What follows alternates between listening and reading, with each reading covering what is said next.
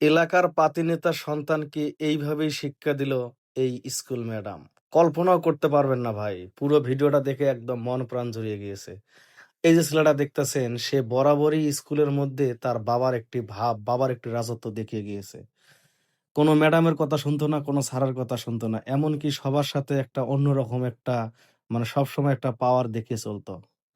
এখন এই ম্যাডামের সাথে অনেক বাজে ব্যবহার করছে স্কুলের মধ্যে। ম্যাডাম এক প্রকারে যখন হেড স্যারের কাছে বিচার দিয়েও কোনো কুল পায় নাই। কারণ হেড স্যারও বলেছে, "আমি কি করব?" কারণ সে হচ্ছে প্রভাবশালী সন্তান, এমনকি তার বাবা একটি নেতা।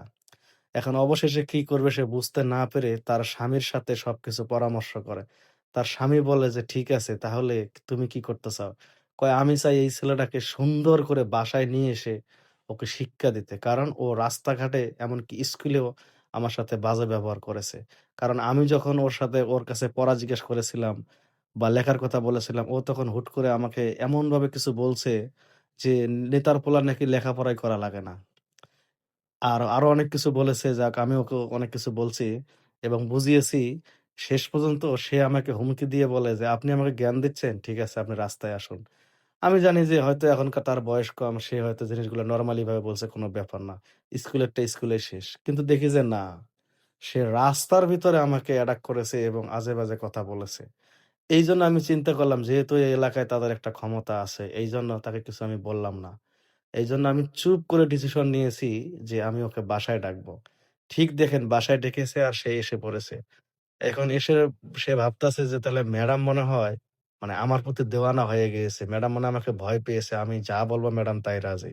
কিন্তু সে বুঝতে পারে নাই যে ম্যাডামের মনে যে একটা রাগ, ম্যাডামের মনে যে একটা কষ্ট, সেই কষ্টটা থেকে তার প্রতি এইরকম ম্যাডাম এরকম আচরণ করতেছে। এখন ম্যাডাম ভাবতেছে কি, খুব যে এলাকার একটা পাওয়ার দেখাইছিলা, এখন ডাক দাও, কারে ডাক দিবা? একটা কথা মনে রাখো, মা-বাবা শিখায় ভূত আর মাস্টাররা শিখায় পুত। কারণ মা-বাবারা স্কুল, কলেজে সন্তানদের পাঠায় শিক্ষা দেওয়ার জন্য শুধু না। ভালো আচরণ, ভালো ব্যবহার এইসব। এইসব যদি সবাই বাড়ির থেকে পেত, তাহলে স্কুল, কলেজ, মাদ্রাসায় কেউ যেত না।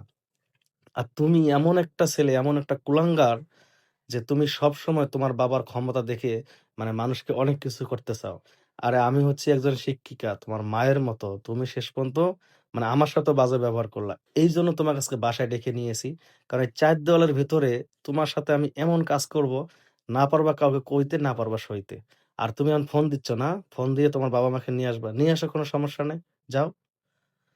এই যে তুমি একটা কথা চিন্তা করো। তুমি একটা ছাত্র, এই যে তোমার মাথায় এত বড়, বড় চুল কেন? তোমার হাতে ব্রেসলেট কেন? হ্যাঁ?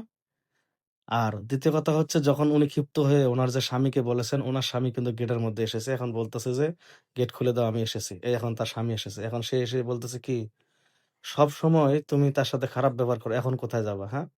এখন তারপরে দেখেন এই ছেলেটা অনেক ভুল বুঝতেছে। এখন সে নিজে, নিজে বলতেছে যে, "আমি মাপ চাই, আমি আর জীবনে এরকম করব না। আমারে মাফ কইরা দেন।" এখন বলছে, "ঠিক আছে, আর কোনদিন এরকম করবা?" কয়, "না, আমি আর কোনদিন এরকম করব না।" তো এখান থেকে আমরা এই জিনিসটা বুঝতে পারলাম, যেখানে অন্যায় সেখানেই প্রতিবাদ। প্রতিবাদ গড়ে তুলুন এই আপুর মতো। ভিডিওটা ভালো লাগলে প্লিজ শেয়ার দিবেন। আল্লাহ হাফেজ।